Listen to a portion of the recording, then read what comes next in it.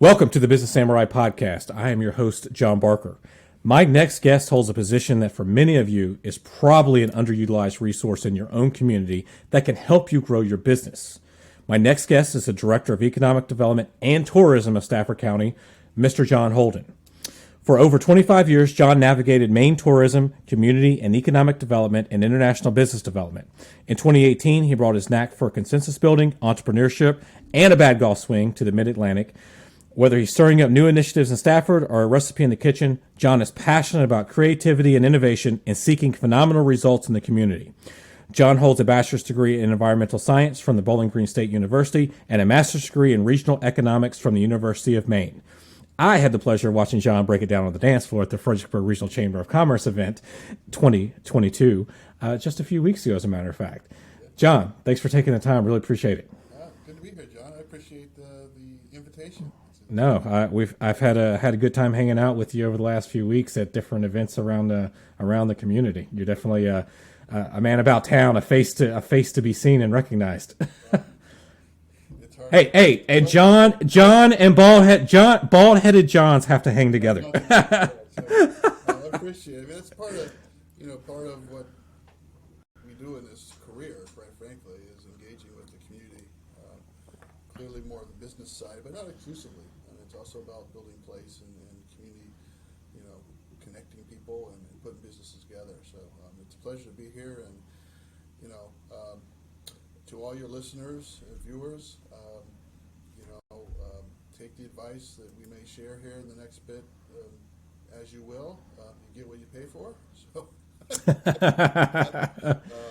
but no, I really love what I do. I mean, that's the first key thing to anyone in business, right?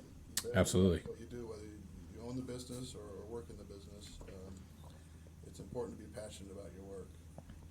And I think one of the things that, reason I wanted to have a conversation with you, having worked and known other, people in your position in other communities I've been in, was I do feel like it's probably an untapped resource, but also wanting to, what does it take, your background to get in a position to kind of be, at the forefront of community business? Sure, appreciate it. So, in third grade, when the teacher said, what do you want to be when you grow up? I raised my hand and said I want to be an economic developer. Of course, that's a joke. I took it literally.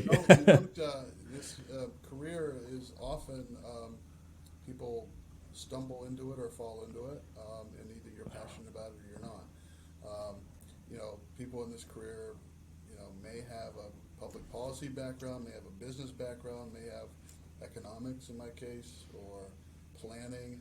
It's a significant career. I mean, but it's very, very varied that way. So I was studying environmental sciences and thought I wanted to be a regional planner, and decided and discovered back in the day, in the old days, a thing called GIS, Geographic Information System, which is now on our phones, of course. And so I'm like, this is cool, and I developed this tool, and I used it to go to graduate school, develop a tool, and learned about retail markets and how markets work. And at the end of the day, this career, what we do in community economic development, is about putting pieces together, right? It's kind of like the game show Survivor, right? There's I forget how many people start. Say there's 10 people that start on the game Survivor.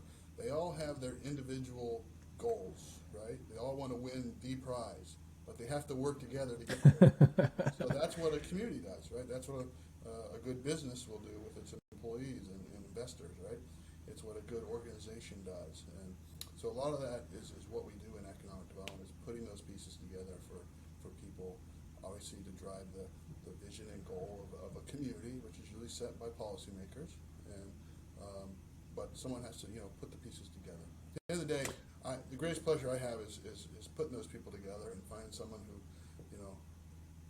may need to learn about some aspect, and maybe get a mentor or put a business deal together because they got introduced to somebody. So I've had all variety of experiences in that, and it's been the last 4 years, just under 4 years since I came to Stafford, that I've been able to, obviously I had to learn a whole new state and area, but it's been a fascinating, and I love what I do. So again, bottom line there. So speaking about, coming into a new business and looking at the priorities, do you come in and you've been in Stafford and you look around and you say, hey, there's some gaps in the community that we should look at filling? Or are you kind of just executing something from like the board of supervisors or things of that nature? How does that role kind of shape what's in the community? Yeah, generally, people in this kind of role or planners have a role in, helping guide that strategy, right? With obviously the input of citizens and businesses and ultimately the policymakers.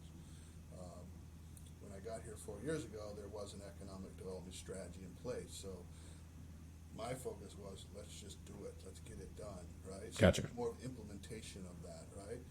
And as a case in point, one of the primary examples of there was the Centerport area in Stafford.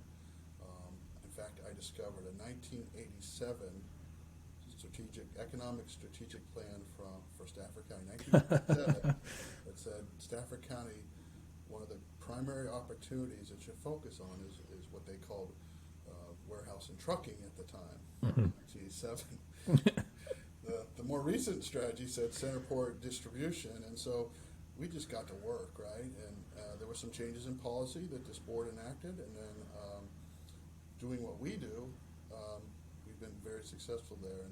And before we focus on that, what we do in economic development are three primary things. We help our existing customers grow, and our existing customers are our existing business. That's number one. 80% of new job growth comes from existing businesses. Two, we try to attract investment. That's the traditional, old-fashioned smoke chasing. But it's also tourism, which we'll get to. Investment is dollars, right? Tourism is about bringing dollars to the community, right? So is bringing new business. And then thirdly, it's all about messaging, right?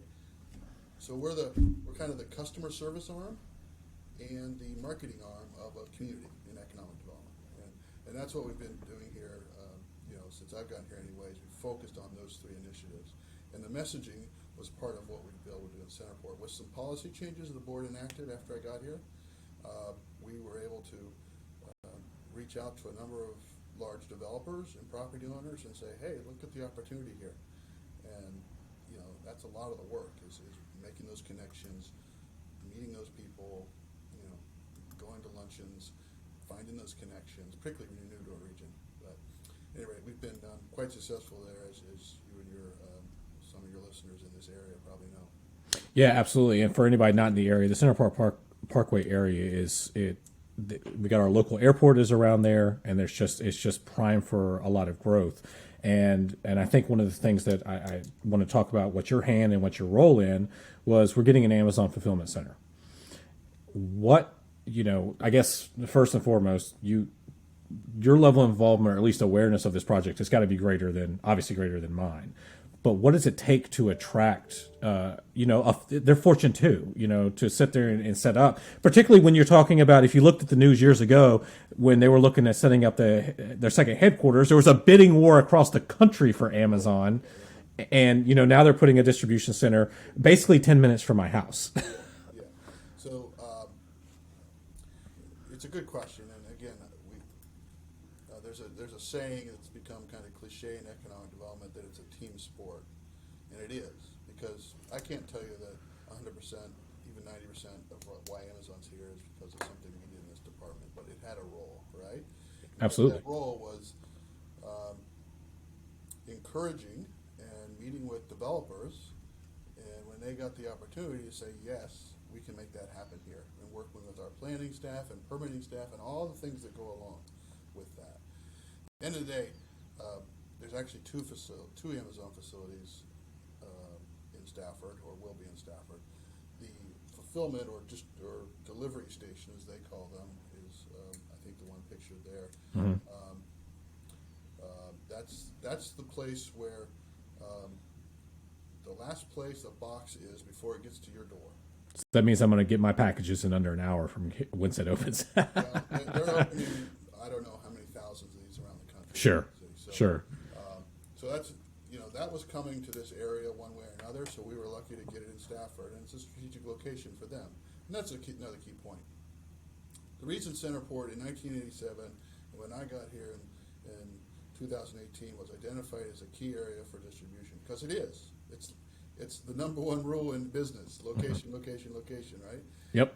North of the river, on I-95, ready to serve the DMV. Period. So we had that advantage. So just like any business, use your competitive advantage and sell, and that's what we've been able to help do. So they located that here. That's actually in operations now. Literally, Centerport's a long street. There's not really blocks, but a block to the south and across the street from that is a second Amazon facility that's over 3 times the size of that one. That's something they call a cross-dock facility, which is the place where packages go from around the world, get sorted before they go to another center, which they call a distribution center, before they come back to the place across the street to come to your home. It's a fascinating. Distribution is a fascinating, high-tech industry right now. Just all the things how do you get your package in 2 days? It's amazing if you think about it. Anyway, so we're lucky to that build. The second one, the cross-dock facility, is in construction now. It's supposed to be operational in the next 6 to 12 months. Between that one and the one that's open, that's close to 700 jobs and stuff. Okay, I was getting ready to ask, what was the economic impact to the area expected to be? Let alone obviously the tax revenues from the real estate. That cross dock, the delivery station alone is over $500,000 in local taxes. So that's part of broadening the tax base in Stafford, and broadening the economy, right? Like anything, if you're selling one product and that product tanks, or the market tanks on that product, you might go out of business, right? So same thing in a community, right? You want to have a wider spread of economic opportunities, right? So developing a distribution sector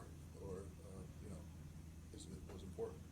Yeah, I think you've seen that particularly between the COVID and even the financial crisis from '08, where those communities that were built upon one single industry or even one single company, when those guys pulled up chalks and said, "Hey, we can't do this here anymore." Yeah, we have significant employment in government contracting. Yep. Using a broad statement, a lot of that in cyber and things we can't even know about because of what they do. But that's if there's a government change or shutdowns or things like that, that has a big impact on Stafford. So another reason to broaden that tax base. We had I haven't checked this number lately. It won't be significantly higher, but less than 2% of our employment in Stafford was in kind of industrial, right? So Okay. One of my goals was to raise that at least to 5% over the term of my career here, which has just started. Just because, again, to broaden that opportunity for people living in this region, if not Stafford specifically. Centerport, those are 2 projects. There's another project taking place there, which will be an even larger facility. So that's all important for that tax base. It's also new jobs, and just up the road, of course, DHL is another 570 jobs. We had a significant role in bringing DHL here. Okay. And competing. They were the first one we really had a more significant role in terms of how this business works, where someone comes to us and says, do you want this business in your community? Maybe we don't, right? Maybe it's a certain type of industry you don't, right? But if it is, then you kind of work with them and see if there's something you can sweeten the pot, i.e. a tax incentive of some kind. End of the day, that does not make the decision for the company. So the decision is based on their business model, their location, and the cost of doing business in your community, which we are fortunate to have a lower cost here than, say, the rest of Northern Virginia. You triggered on a couple things I want to follow up on there.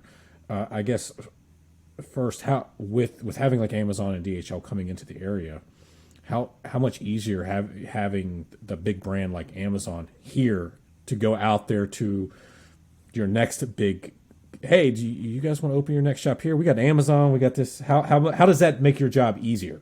So I mentioned, the three roles of customer service. On the messaging. Messaging. So we redid our economic development website in the last 6 to 9 months, and doing a lot more on social media and tracking those things. The number one page we're still getting traction on is the Amazon press release.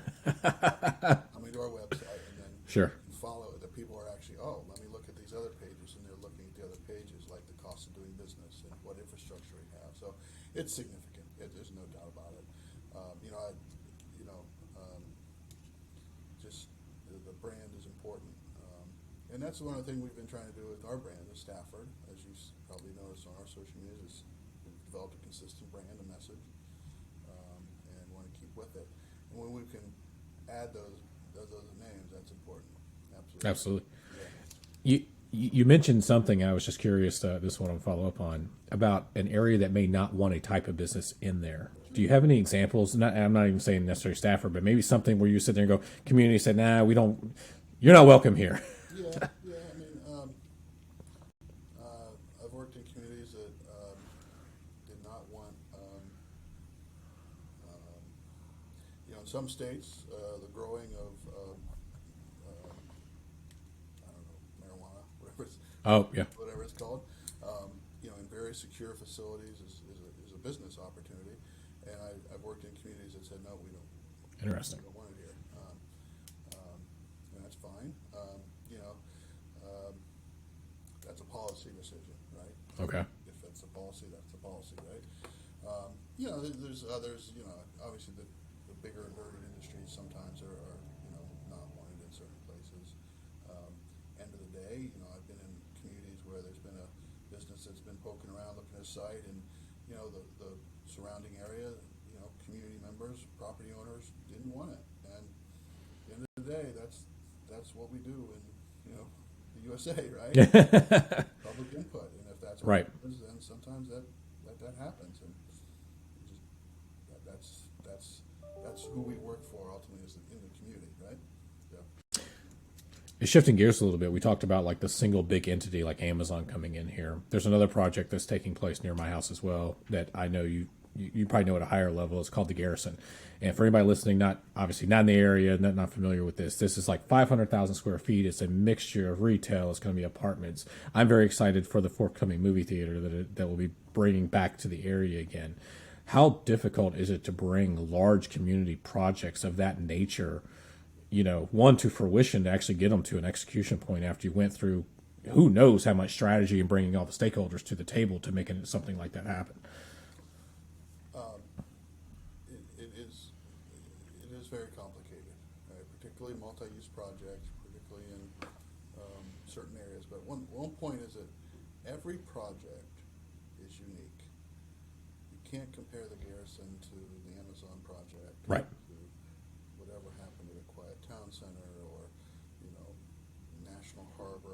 They're all unique, and the reason they're unique is, first of all, they're on a unique piece of dirt in the world, right? And there's unique attributes around that dirt, in the soil, along the road, and the people are unique, right? And I've seen projects and deals fall apart for all kinds of reasons, including people just not getting along, right?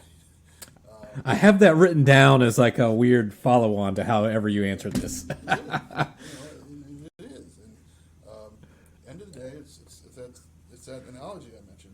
It's the survivor thing. You all want to get to the same place, and if you don't, you move on, right?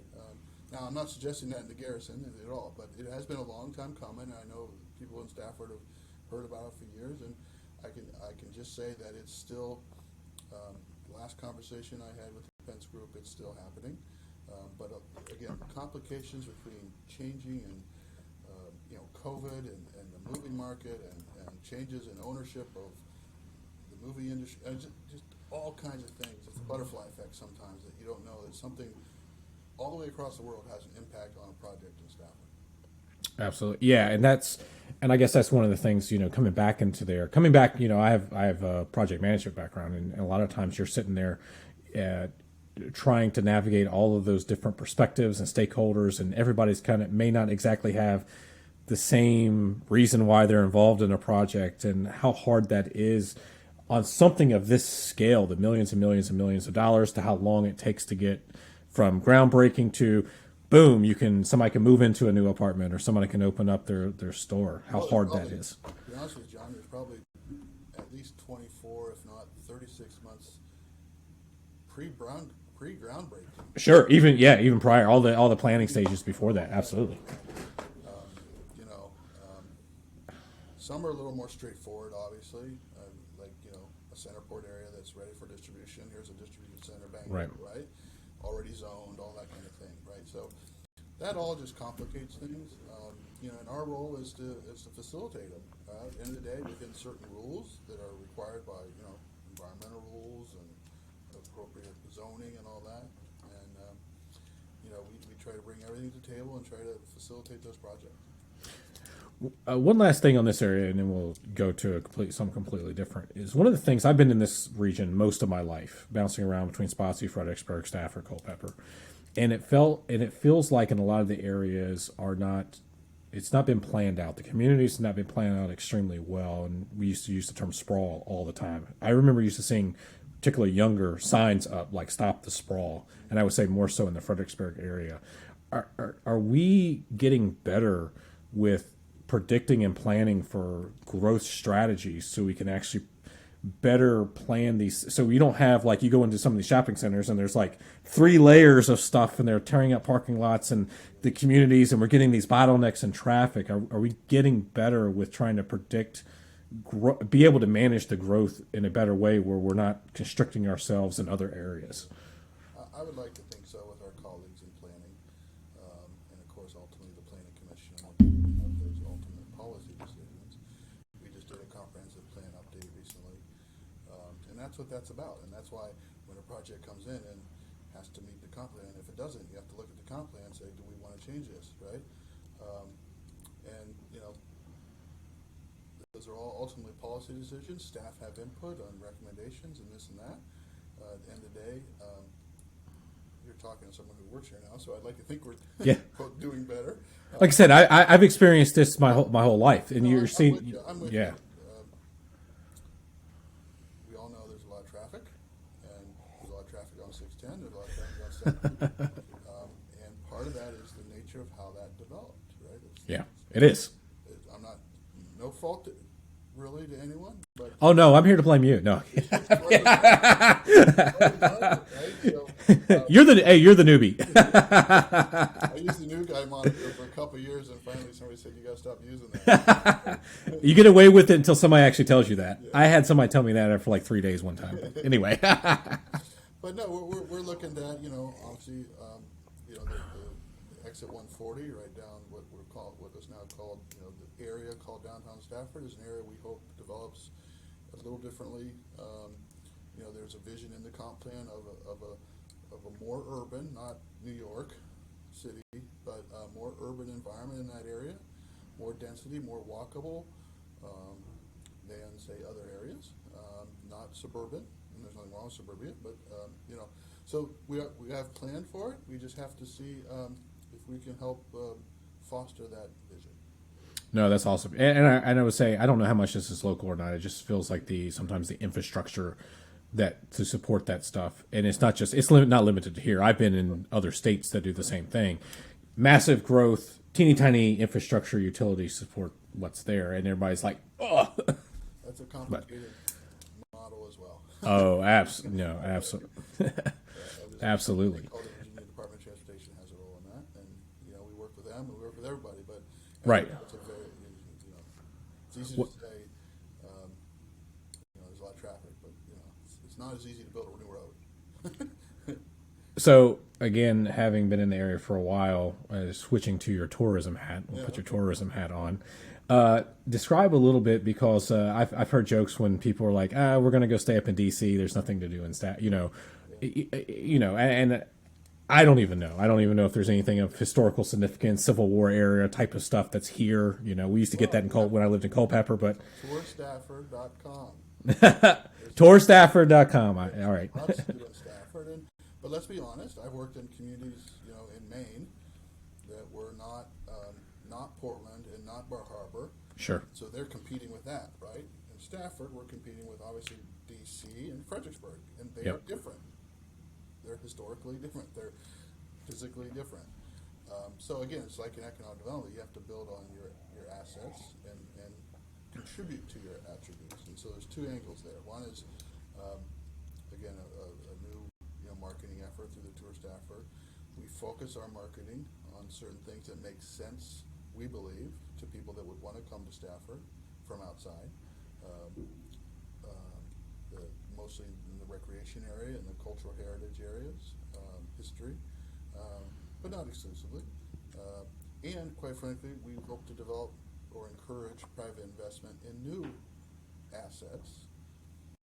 And here's the community economic development side that's stressing the community side. In this work, we try to build community assets for the community. It's a double bonus if you can build a community asset that also attracts visitors. Okay. That makes absolutely. Park is great for the community. Whitewater State Park. I mean, that's great for Stafford. It's really close, but it also attracts people that want to do fishing, right? And so what we've done is we parlayed that park and the fact that we're on the Potomac River. I don't know if you know, but we are the host of the kayak bass fishing. Oh, I did not. National of national renown if you're into kayak bass fishing. I think my neighbor is. And they came, they found us, and we said yes, absolutely. So it was so popular. 2 years ago was the first year, and it continued during COVID. It's become so popular. The owner of that event has created a snakehead fishing tournament. Snakehead is a fish in the waters here. Okay. Apparently, is quite. I didn't know that. It's a good. I'm not a fisher person. Yeah. Apparently, it's a good fun fish to catch, and apparently it's good eating. But because of that, he was able to create a whole new tournament that's bringing people here. They're going to stay in hotels. They're going to buy food. They're going to get gas, and all that helps our economy. So, point is, you create an asset or you market an asset that is important to the community, and you share it with the world, and that's the best way to do tourism. Same ways we share, George Washington's boyhood home. And, Yep. The other attributes here in Stafford. I guess I forgot that is technically in Stafford, isn't it? I always know it's somewhere down in that, I think it's near on that line North area. Stafford, aren't you? Yes, I am in North Stafford. Oh, goodness. Yes. Never the two shall meet, huh? Oh, let's put it. Yeah. Well, it's the joke is in some community there's this line that says people sometimes just don't cross, and I don't get on the other side of the tracks very frequently. That is not limited to here. This used to be jokes in other places that I lived. It's like that street right there. If you lived on that side, there's no reason for you to cross it. In a lot of communities around the world, for sure. So tourism is an important part of what we do, and again, that's part of the messaging. It's part of investment, because every time we're attracting, we do a lot in sports, particularly soccer tournaments, the Jeff Rouse Center, and swim tournaments. Very nice facility that's here in the community. Absolutely. For tournaments, which then spend their money, which is part of the tourism attraction piece that we do. Is the tourism piece a significant portion of the overall revenue, or you got a goal that you're trying to raise it to, or that you expect it to, based on the assets and resources that are here? It's a significant part of our budget for sure. I could geek out on.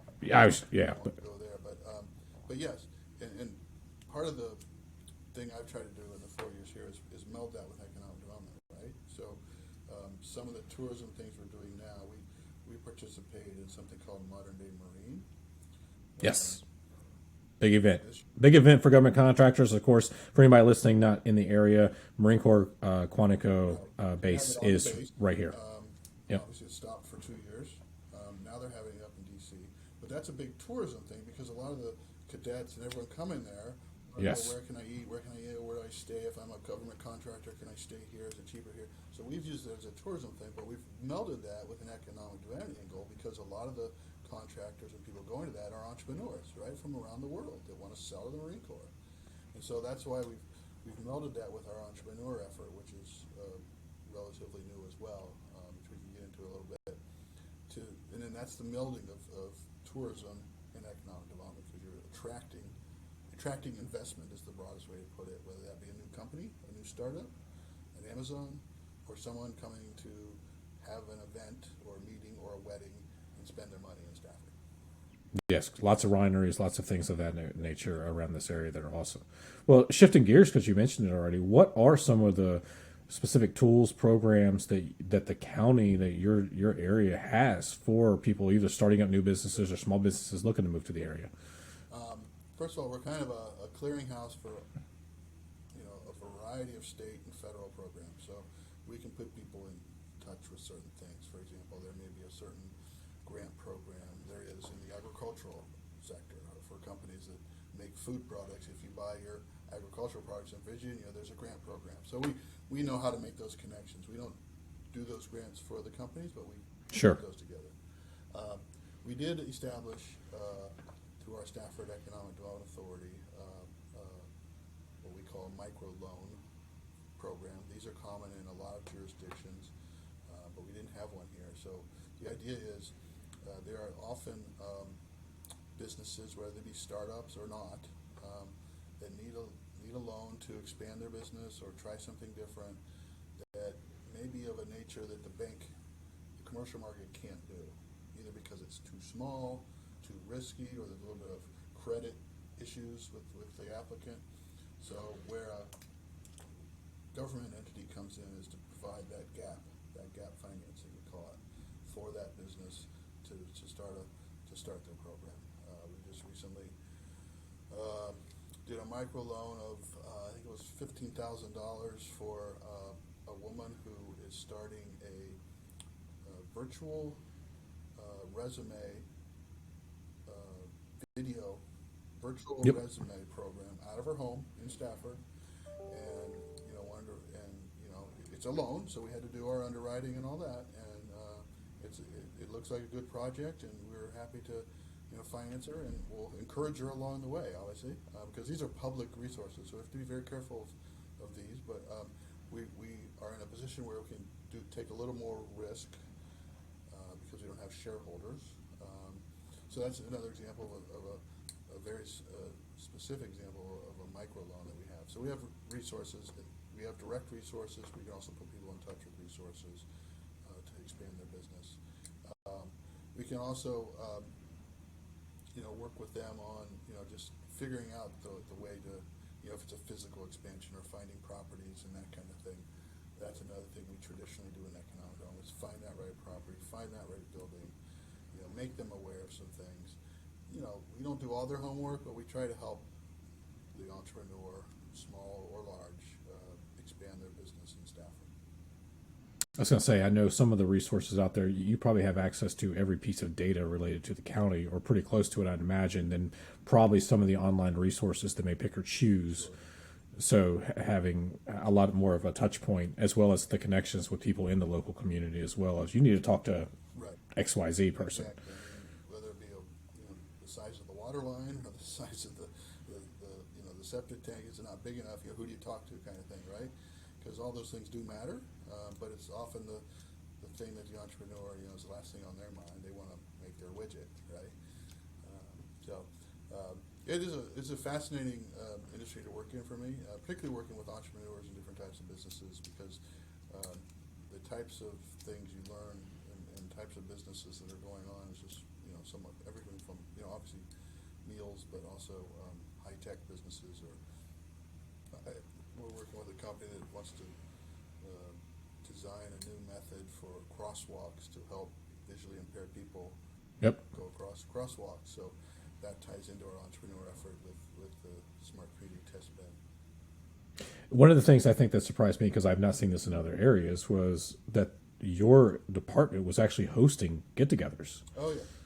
Yeah, and I've definitely not seen the local government take a lead in saying, "Hey, let's get a group together." And that was the beer and something, the one that I know that I went to, which but but being actually out in the front and saying, "Hey, we're going to run community events." I've not seen that often in other areas. Depending on the nature of the region and the community. But we've had an annual, in fact, coming up will be our business appreciation reception. I'd like to mention on May 25th. All this information I'm talking about is on gostafford.com. If I put a plug in. Yep. But at any rate, that's been an annual thing, and it's been one of traditional kind of dinner things, and we were trying to shake it up a little bit this year, have a little fun with it. But beyond that, we said, look, we want to kind of build this business community a little bit, so we started these things. We happen to have 4 breweries in Stafford and 1 winery, so the timing worked out well because we're not in the business of doing events. So we have every quarter we have something we call Beer and Business, and it's designed to get people together.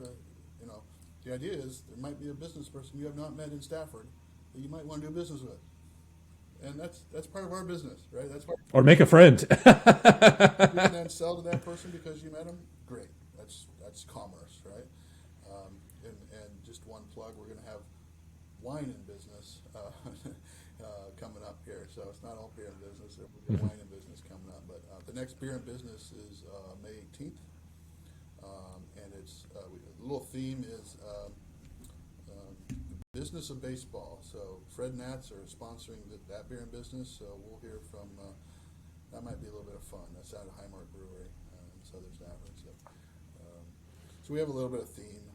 Everyone has to have to pay for these things. So we have a sponsor. And we have.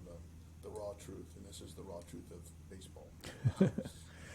I like it because I think a lot of people think they think there's a distance between the local government or just government in general and the community. And what I've really enjoyed about what you have done in my time in Stafford that I've seen is you've made it approachable. You made yourself approachable and easy to talk to, and I greatly appreciate that. I obviously have no problem really going to talk, but at the same time, a lot of the others in other communities can be stonewalled, wall gardened off, a little bit, and you guys have opened yourselves up to that community, and I've greatly appreciated that. John. Again, that's messaging and customer service, right? At the end of the day. We're here to help business grow in Stafford. If somebody, if just a general community member wanted to reach out and say, "Hey, what do I do to get involved? I think we've got some gaps here. I want to, throw a voice in." What's the best way for them to typically do that? Start with the website. There's contacts all over the place. GoStaffordVA.com. If you come to the office, walk in the door. In the government center, but GoStaffordVA.com is the best source because then you can figure out which staff person to talk to. If you're somebody who's like looking for financing, then you want to talk to this person.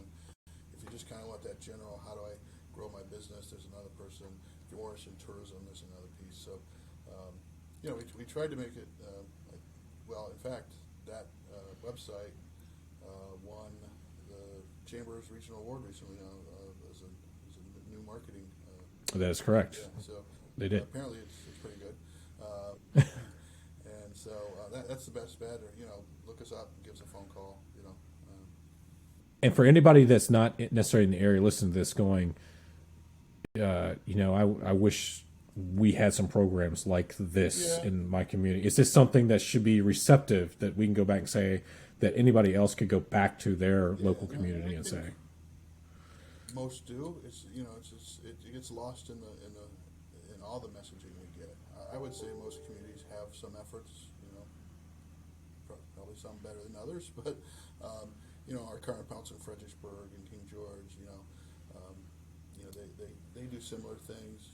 We all have different levels of staffing and capacity. Prince William has more than three times the staff, and I love Prince William. Nothing against Prince William that we have, right? So there's that resource issue, right? There's only so much you can do with so many people, right? As I predicted and told you before I hit the record button, I was going to have a circular conversation. How much do you actually interact with the other communities in the area? If you got a project that may cross at a borderline or cross lines, or you go, hey, we kind of need some help on this initiative. Can you do that? Do you get along with Oh, absolutely. others? Does everybody play well together? Well, very much so.